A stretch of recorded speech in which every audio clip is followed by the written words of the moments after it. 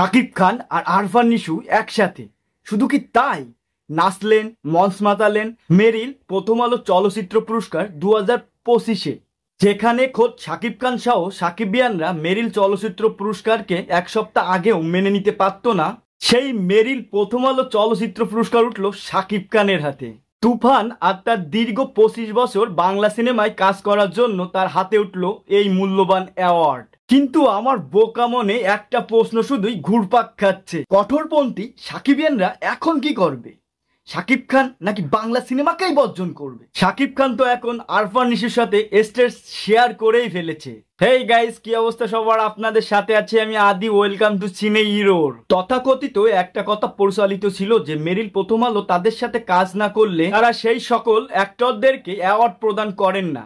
মূলত এই কারণেই শাকিব খান আর সাকিবিয়ানদের মেরিল প্রথম আলো চলচ্চিত্র পুরস্কারের উপর এত ক্ষোভ ছিল। তুফান সিনেমার মাধ্যমে চোরকি আর আলফা এর সাথে কাজ হয়ে গেছে মেগাস্টার শাকিব খানের। এই কারণেই এত বছর পর শাকিব খানের হাতে উঠল মেরিল প্রথম আলো চলচ্চিত্র পুরস্কার। যখন শাকিব খান স্টেজে প্রবেশ করলেন তখন সব আলো তার নিজের করে নিলেন। একেই বলে স্টারডাম।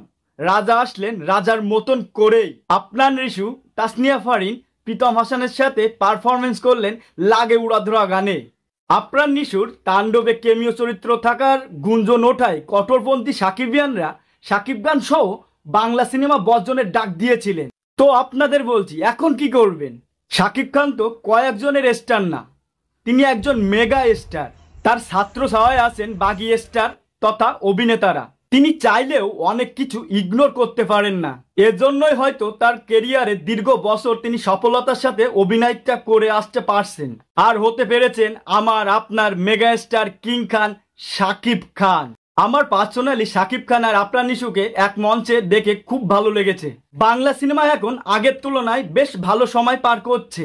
আর এই সময় এসে শুধু শাকিব খান ভালো ভালো সিনেমা উপহার দিলেই চলবে না, প্রতিযোগিতামূলকভাবে অন্যান্য অভিনেতাদেরও ভালো ভালো কাজ উপহার দিতে হবে। তাহলে তো দিন শেষে বাংলা সিনেমা আরো ভালো করবে। By the way, Shakib Khan কি শাহরুখ খানের ড্রেস নকল করছে? একটু ভালো করে দেখেন তো এসআরকের ড্রেসের সাথে শাকিব খানের ড্রেসের কোনো মিল আছে কিনা। আর মিল থাকলেও প্রবলেমটা কি? এত দামি দামি পোশাকের একটু আধটু মিল থাকতেই পারে।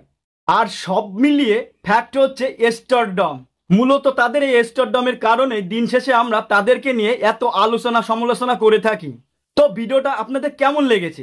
যদি ভালো লেগে থাকে তাহলে আপনার মূল্যবান মতামতটা কমেন্ট করে জানিয়ে যাবেন। কিন্তু আজকের মতো বাই বাই, টাটা। দেখা হচ্ছে আপনাদের সাথে অন্য কোনো ভিডিও নিয়ে, অন্য কোনো টপিক নিয়ে। ততক্ষণ পর্যন্ত আপনারা সকলেই ভালো থাকুন, সুস্থ থাকুন, এই কামনাই করি।